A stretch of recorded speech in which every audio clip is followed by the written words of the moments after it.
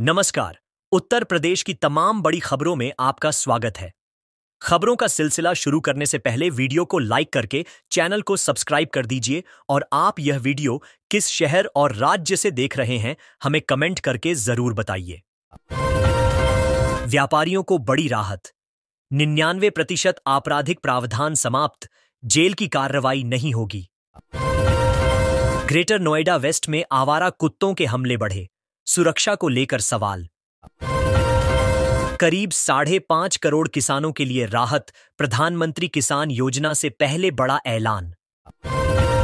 बिजली बिल महंगा, नवंबर में लगभग 2% बढ़ोतरी और कंपनियां 80 करोड़ रुपए वसूलेंगी। उत्तर प्रदेश में 4 नवंबर से मतदाता सूची संशोधन, अंतिम सूची फरवरी 2026 में जारी होगी। इलाहाबाद हाई कोर्ट ने स्कूलों में व्यावसायिक गतिविधियों पर पूर्ण प्रतिबंध लगाया। प्रधानमंत्री किसान योजना की 21वीं किस्त नवंबर के मध्य में मिलने की संभावना। स्कूलों में वंदे मातरम अनिवार्य करने का नया आदेश लागू।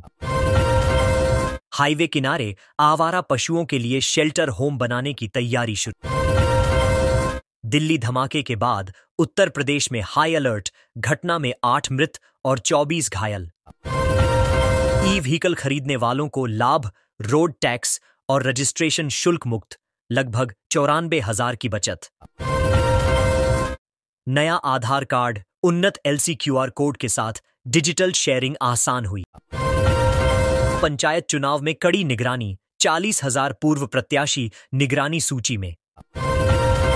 गन्ना किसानों के लिए 50 वर्ष पुराने कानून में संशोधन की तैयारी।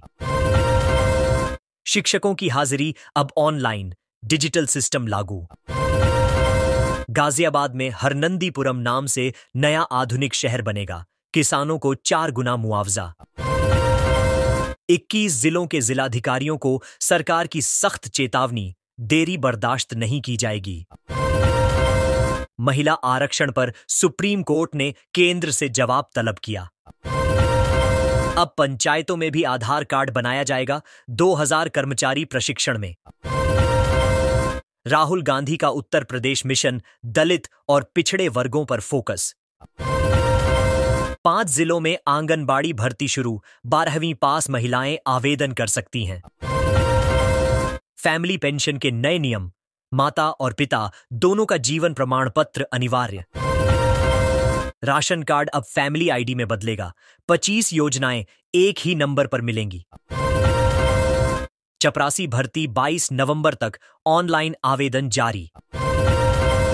12,590 ट्रांसफार्मरों पर स्मार्ट मीटर लगाए जाएंगे, बिजली चोरी पर सख्ती। वोटर आईडी को मोबाइल से लिंक करना अनिवार्य किया गया। महिलाएं नाइट शिफ्ट में काम कर सकेंगी, सुरक्षा और सुविधाओं की जिम्मेदारी कंपनियों पर। बिजली बिल बकाया पर 100% ब्याज माफी, 3 चरणों में राहत मिलेगी। लखनऊ में गोमती नदी पर 3 नए पुल बनने की संभावना, यातायात सुगम होगा। नोएडा में गूगल मैप अब स्पीड लिमिट और दुर्घटना अलर्ट देगा। गोरखपुर में 25 एकड़ का इकोलॉजिकल पार्क बनेगा, बोटिंग और भूल भुलैया आकर्षण रहेंगे। उन्नाव में शत्रु संपत्ति की ऑनलाइन नीलामी, निवेशकों को अवसर। दिल्ली धमाके पर अखिलेश यादव का आरोप, इंटेलिजेंस पूरी तरह विफल। कन्नौज में ज्ञान का पिटारा योजना की शुरुआत, खेल और कहानियों के माध्यम से बच्चों को नई सीख।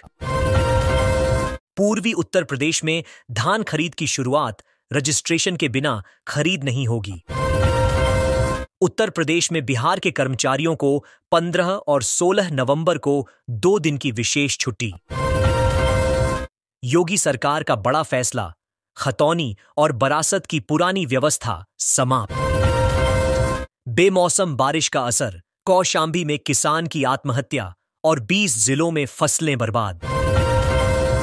पुरानी पेंशन बहाली को लेकर 25 नवंबर को दिल्ली में शिक्षकों का विशाल प्रदर्शन प्रस्तावित। बिजली बिल राहत योजना से उपभोक्ताओं को बकाया माफ और पंजीकरण पर 25% तक छूट मिलेगी। एलडीए ने आर्थिक रूप से कमजोर वर्ग के लिए नए किफायती फ्लैट जारी कर आवास सुविधा बढ़ाई। महिलाओं को संपत्ति पंजीकरण पर 1% स्टाम्प शुल्क छूट देकर स्वामित्व को बढ़ावा मिला। मिशन शक्ति 5.0 के तहत सुरक्षा, सम्मान और महिला उद्यमिता को राज्य भर में प्रोत्साहन मिला।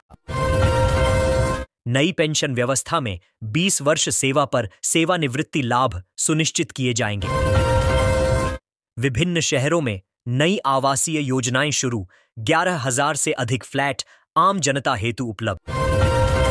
मनरेगा में महिला श्रमिक सहभागिता 42% पहुंचकर ग्रामीण रोजगार में नया रिकॉर्ड दर्ज। नाइट शिफ्ट में काम करने वाली महिलाओं हेतु सुरक्षा, परिवहन और दोहरे वेतन के कड़े नियम लागू। गाजियाबाद की अजांतापुरम आवासीय योजना में 4,000 लाभार्थियों को जल्द कब्जा देने की तैयारी। स्वस्थ नारी सशक्त परिवार अभियान के तहत महिलाओं के लिए स्वास्थ्य जांच और पोषण कार्यक्रम संचालित। उत्तर प्रदेश के 20 जिलों में पराली जलाने की घटनाओं में इस वर्ष तेज गिरावट दर्ज। प्रशासन ने मशीनरी और सैटेलाइट मॉनिटरिंग को कारण बताया। अंतर्राष्ट्रीय व्यापार मेले में उत्तर प्रदेश की लोकल टू ग्लोबल थीम मुख्य आकर्षण। ऑडियोपी के 343 स्टॉल लगेंगे। दुधवा नेशनल पार्क में वेलनेस टूरिज्म हब की तैयारी, योग मेडिटेशन और इको लॉज सुविधाएं प्रस्तावित। नोएडा इंटरनेशनल एयरपोर्ट को पश्चिमी उत्तर प्रदेश से जोड़ने के लिए लगभग 74 किलोमीटर लंबा नया ग्रीनफील्ड एक्सप्रेसवे प्रस्तावित। परिवहन विभाग में ओवरलोडिंग और रिश्वतखोरी पर कार्रवाई। लखनऊ में एक एआरटीओ सहित कई कर्मियों के खिलाफ मुकदमा दर्ज। बाराबंकी में पटाखा फैक्ट्री में जोरदार धमाका, 2 लोगों की मौत और इलाके में दहशत का माहौल। Uttar Pradesh top law college 2025 सूची जारी, कई संस्थानों को राष्ट्रीय रैंकिंग में स्थान। एक पादरी समेत 2 ईसाई समुदाय के लोग धार्मिक आयोजनों को लेकर गिरफ्तार। स्कूल और कॉलेजों में प्रतिदिन वंदे मातरम तथा राष्ट्रगान अनिवार्य करने पर सरकारी स्तर पर चर्चा जारी। पराली जलाने पर नियंत्रण के बाद प्रदेश में वायु गुणवत्ता सुधार के संकेत। सरकार ने फसल अवशेष प्रबंधन नीति को सफल बताया। भारत पर्व में उत्तर प्रदेश ने अपनी सांस्कृतिक और पर्यटन शक्ति का प्रदर्शन किया। राज्य ने 323 नए पुलिस प्रतिक्रिया वाहनों के लिए 22 करोड़ से अधिक राशि की मंजूरी दी। वंदे मातरम को सभी शैक्षणिक संस्थाओं में अनिवार्य करने का निर्णय। जौनपुर में सड़क हादसों में 3 लोगों की मौत और 11 घायल। 24 कैरेट सोने की कीमत उत्तर प्रदेश के सर्राफा बाजार में गिरावट दर्ज कर रही है। आईआईटी रुड़की की टीम ने वृंदावन स्थित बांके बिहारी मंदिर का सर्वेक्षण पूरा किया।